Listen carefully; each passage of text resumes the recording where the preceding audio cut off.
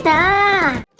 Usap-usapan ngayon sa mundo ng pageantry ang naging pahayag ni Arnold Vega Fria na nagsabing, "In all my years of mentoring my queens, I have asked for nothing in return. All I ask is a little respect and courtesy."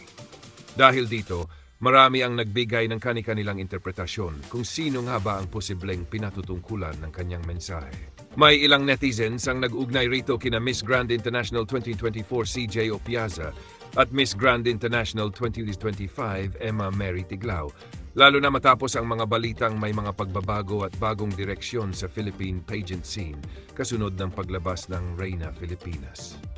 Gayunpaman, wala namang direktang pangalan na binanggit si Arnold Vega Fria sa kanyang pahayag, kaya nananatiling haka-haka lamang ang lahat ng ito. Sa social media, kanya-kanyang opinyon ang mga pageant fans.